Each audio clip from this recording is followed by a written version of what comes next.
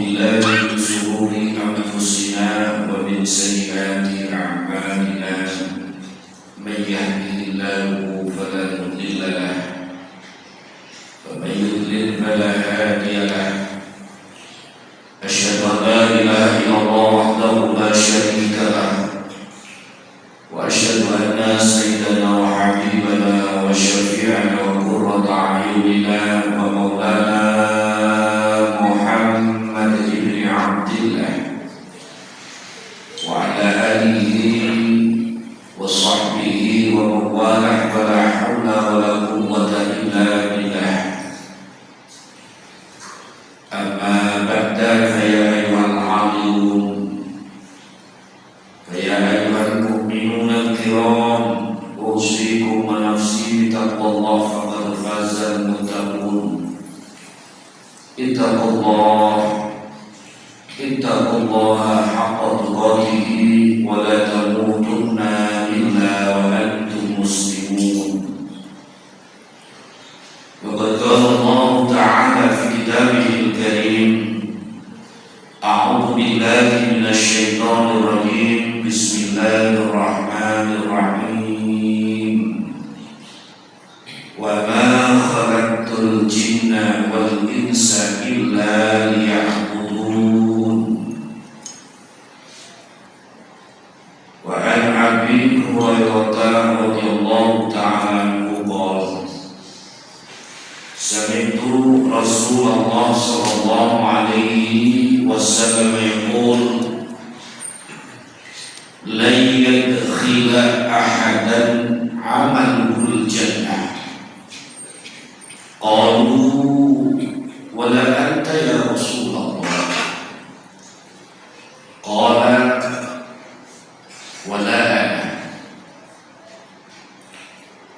إلا أن يتغمدني الله بفضل ورحمة. الحديث أو كما قال صدق الله العظيم وصدق رسول النبي الكريم ونحن على ذلك من الشاهدين والشاكرين والحمد لله رب العالمين. Ma'asyiral muslimin sidang jamaah Jumat rahimakumullah. Alhamdulillah pada kesempatan siang hari ini Allah masih berikan kepada kita kesehatan, kesempatan dan kekuatan dengan izin dan pertolongannya sehingga kita bisa hadir di tengah-tengah masjid yang mulia ini untuk melaksanakan salah satu kewajiban sholat Jumat kita berjamaah. Dengan harapan mudah-mudahan sholat Jumat kita kali ini merupakan ibadah yang diterima oleh Allah Subhanahu wa Ta'ala. Amin. Rangkaian dengan puja puji serta rasa syukur kita kepada Allah Subhanahu wa Ta'ala, marilah kita bersama-sama untuk selalu berusaha meningkatkan kualitas iman dan takwa kita dengan memperbanyak amal ibadah, menjauhi segala larangan-larangan Allah Subhanahu wa Ta'ala. Karena dengan iman dan takwa inilah yang telah akan mampu menghantarkan diri kita untuk mendapatkan kemuliaan Allah Subhanahu wa Ta'ala, baik kemuliaan sepanjang hidup kita di dunia ini atau lebih kemuliaan ketika kita menghadap kehadiran Allah di akhirat nanti. Mudah-mudahan di sisa-sisa waktu umur kita yang tidak panjang ini Allah baguskan pengabdian dan amal ibadah kita, dan mudah-mudahan Allah akhirkan hidup kita di dunia ini dengan akhir yang baik, husnul khatimah. Amin ya rabbal alamin. Ma'asyiral muslimin dan jamaah Jumat rahimakumullah. Seringkali bahwa kita bertanya kepada diri kita, untuk apa Allah ciptakan dan Allah hidupkan diri kita di dunia ini? Pertanyaan ini dijawab oleh Allah Subhanahu wa Ta'ala dalam satu ayat bahwa Allah berfirman, "Wa ma khalaqtul jinna jinna wal insa illa liya'budun. Dan tiada aku ciptakan jin, seluruh jin dan seluruh manusia kecuali hanya untuk mengabdi dan beribadah kepada-Mu. Sehingga inilah jawaban yang mutlak untuk kita semua di dalam menjalani hidup dan kehidupan kita di dunia ini, sehingga semua dinamika yang sedang kita jalani dengan segala warnanya, satu hari 24 jam, kemudian dari hari ke hari, dari minggu ke minggu, dari bulan ke bulan, bahkan dari tahun ke tahun, maka tidak ada pilihan lain lagi kecuali semuanya harus kita arahkan bahwa itu ta'abbud ilallah subhanahu wa ta'ala, yaitu beribadah kepada Allah subhanahu wa ta'ala. Seringkali kita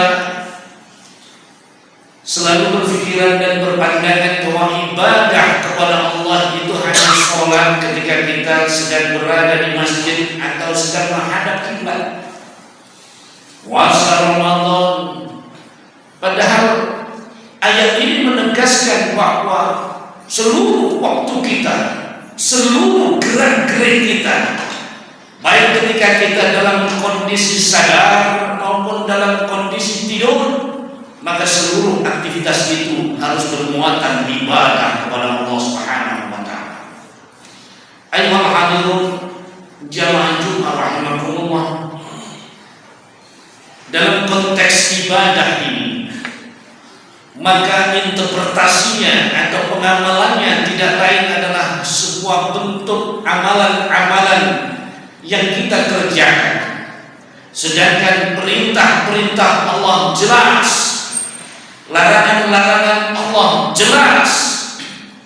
Para guru-guru kita sudah menyampaikan apa yang seharusnya kita lakukan, baik itu urusan ubudiyah, beribadah secara horizontal kepada Allah Subhanahu wa taala, secara vertikal kepada Allah Subhanahu wa taala, maupun muamalah secara horizontal, hubungan kita sesama manusia, semuanya itu ada larangan dan ada perintah.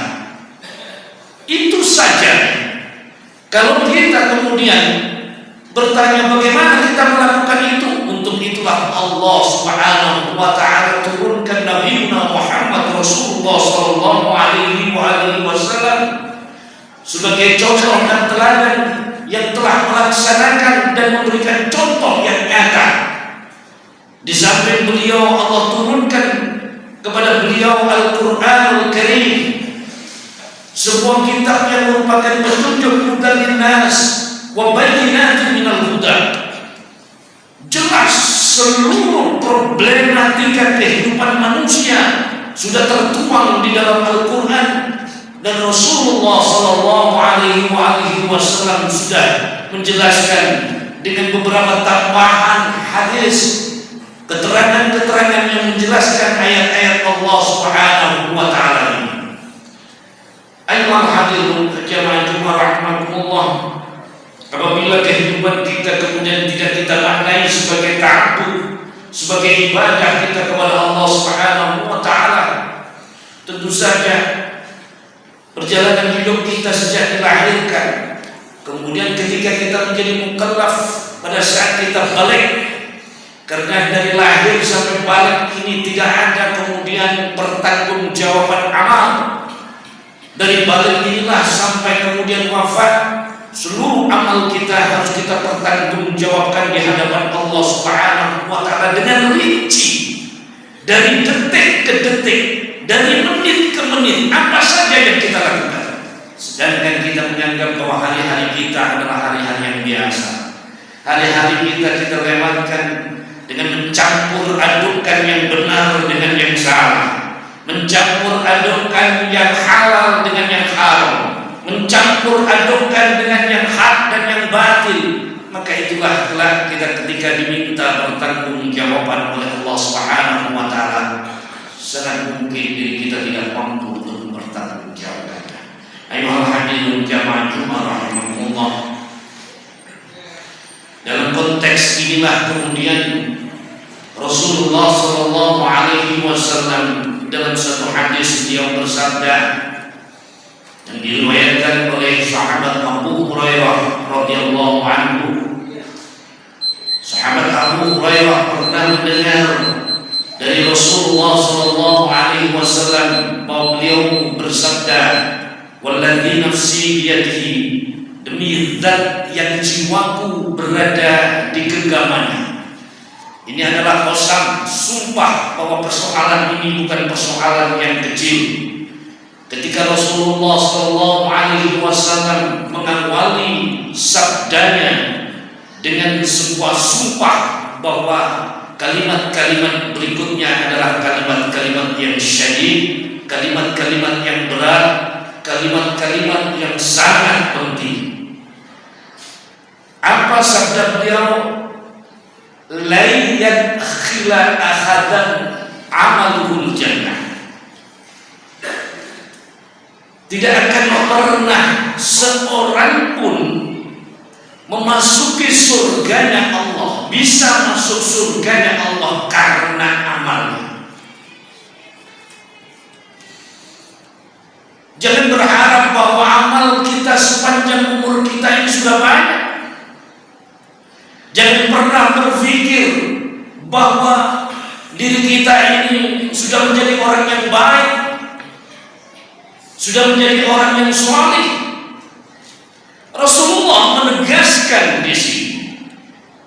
Kalau para sahabat bertanya kepada Rasulullah, kalau memang tidak ada satu orang pun yang bisa masuk surganya Allah karena amalnya, wala anta ya Rasulullah, termasuk dirimu, termasuk engkau ya Rasulullah. Kalau dijawab oleh Rasulullah, wala ana, termasuk aku, illa, kecuali, kata Rasulullah, ayyataghammadani Allah bifadlin wa rahmatin.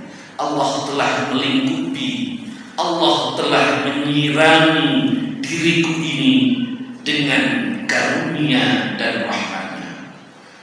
Untuk itulah para ulama sepakat bahwa surga Allah yang dijanjikan oleh Allah Subhanahu wa Ta'ala, dan Allah memasukkan hamba-hambanya ke surganya bukan karena amal perbuatan kita, tetapi karena rahmat dan karunia-Nya.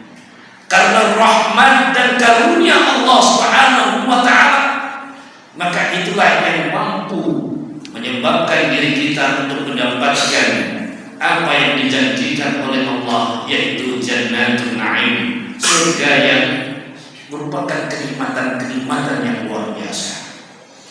Ayyuhal hadirin jamaah Jumat rahimakumullah, dari satu ayat dan satu hadis inilah kemudian para ulama menafsirkan dalam beberapa kitab tafsir bahwa dalam menjalani hidup dan kehidupan serta pengabdian ibadah kita kepada Allah ini ada tiga macam kelompok golongan. Yang pertama adalah al-abid. Kelompok pertama ini orang yang sangat tekun ibadahnya, tekun sholatnya, tekun puasanya, tekun sedekahnya, tekun dalam menyambung tali silaturahim. Akan tetapi ketekunan dan keteguhan dalam ibadah ini diandalkannya sebagai amal yang akan menghantarkan dirinya ke surga.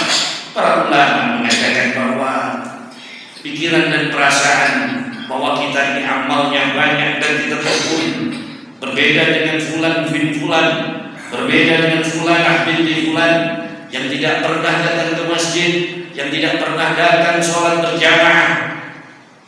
Pikirannya mengandalkan dirinya bahwa dia adalah orang yang hebat dalam ibadah. Dengan kehebatan inilah yang akan mendekatkan dirinya kepada surga Allah Subhanahu wa Ta'ala. Maka para ulama, orang yang demikian ini dikatakan tercela. Padahal jelas bahwa surga Allah itu tidak bisa dibeli dengan seluruh pahala amal ibadah kita sepanjang hidup kita. Walaupun sejak kita balik sampai kita meninggal, kita beribadah kepada Allah tanpa pernah berhenti sedetik pun sekalipun. Inilah yang dikatakan al-'abid. Yang kedua adalah al-mu'min. Orang ini giat beribadah, teguh pendiriannya, selalu memilih perintah-perintah Allah, tetapi di dalam pikiran dan hatinya masih ada tendensi bahwa ibadahku ini adalah untuk mendekatkan diriku kepada Allah. Dengan kedekatanku kepada Allah, maka Allah akan karuniakan kepada diriku sebuah maqamat mukasyafah, musyahadah. Allah membuka hijab-hijab terhadap diri. Allah memperlihatkan sesuatu. Tendensi-tendensi seperti ini juga merupakan tujuan, di mana tujuannya adalah selain Allah Subhanahu wa ta'ala. Inilah ibadahnya orang yang disebut para ulama sebagai golongan al-murid, dan golongan yang kedua ini termasuk golongan yang tercela. Tercela dalam makna adalah bukan berarti jelek, bukan berarti itu tidak bagus, tetapi manusia itu punya tujuan yang semestinya, tujuan yang sebenarnya, bahwa tadinya kita tidak ada, kemudian diadakan oleh Allah Subhanahu wa ta'ala. Sekian puluh tahun yang lalu kita masih belum bisa disebut lam yakun syai'an madhkura, kemudian baru bisa disebut pada saat kelahiran diri kita. Kemudian orang mengenal diri kita, Allah gempur dengan nikmat dan rahmat serta karunia-Nya sampai seumur setua kita ini. Semua nikmat-nikmat dan pertolongan Allah Subhanahu wa ta'ala diberikan kepada kita, hatta kita meninggalkan dunia yang fana ini, kemudian meninggal. Ayyuhal hadirun jamaah Jumat rahmatullah. Maka golongan yang ketiga para ulama mengatakan adalah al-'arif. Al-'arif ini orang yang memahami tujuan hidupnya, bahwa segala sesuatu ini dijalaninya, langkah kakinya, detak jantungnya, desak nafasnya tidak pernah terlepas daripada bahwa bersyukur kepada Allah Subhanahu wa ta'ala, mengingat Allah Subhanahu wa ta'ala ala kulli hal, dalam segala keadaan. Dan ketika dia bisa dimampukan oleh Allah dalam beribadah, itu bukan karena dirinya. Al-Arif tidak pernah melihat dirinya.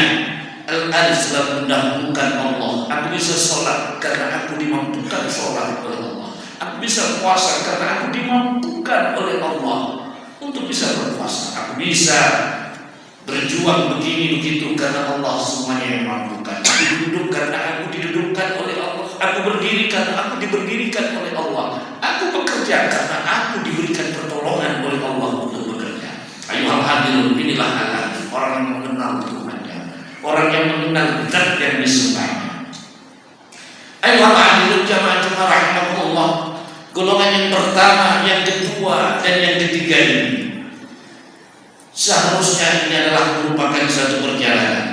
Imam An-Nawawi kemudian mengatakan bahwa bukan berarti tercela itu kemudian jelek, bukan berarti tercela itu tidak baik, akan tetapi alangkah sayangnya engkau sudah tekun beribadah, tetapi di dalam hatimu dan pikiranmu masih ada selain Allah Subhanahu wa ta'ala. Hanya itu.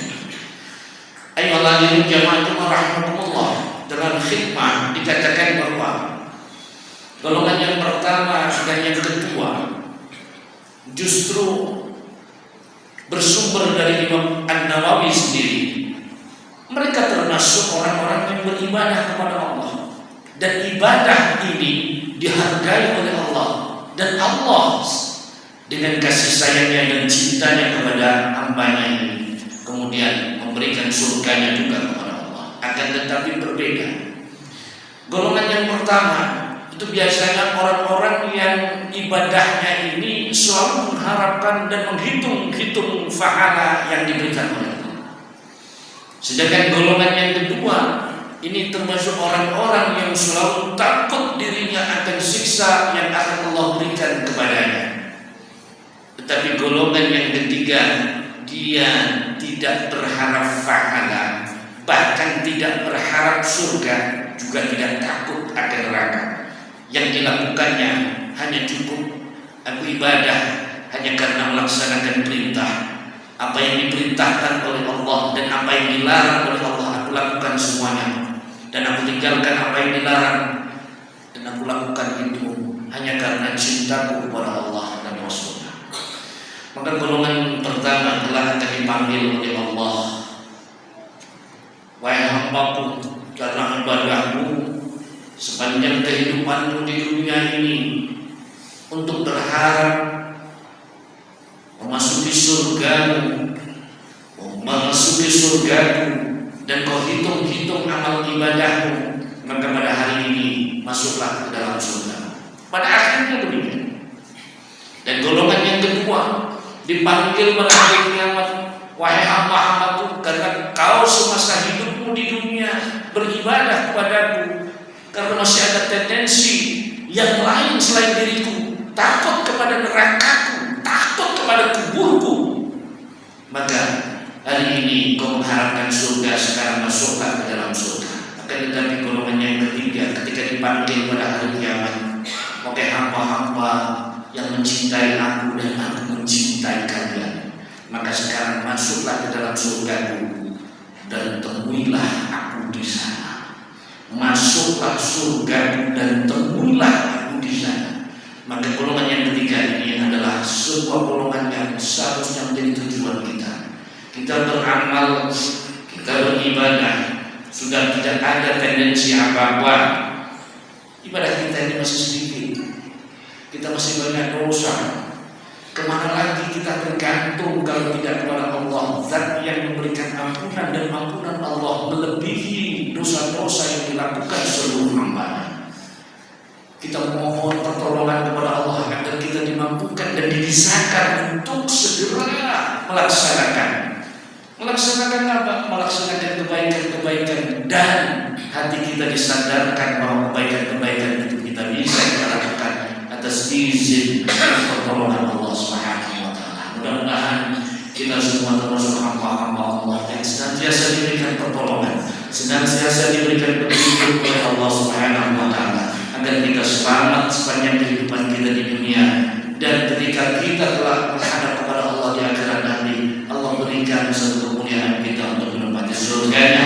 Dan selanjutnya adalah tajalli Subhanahu wa ta'ala, kembali kepada Allah Subhanahu wa ta'ala, seperti firman Allah Subhanahu wa ta'ala, inna lillahi wa inna ilaihi raji'un. Segala sesuatu itu milik Allah dan semuanya kembali kepada Allah Subhanahu wa ta'ala, bukan kembali kepada selain Allah. Barakallahu li wa lakum fil Qur'anil Karim wa nafa'ani wa iyyakum bima fihi minal ayati wal dhikril hakim. Aqulu qouli hadza wastaghfir innahu huwal ghafurur rahim. Allahumma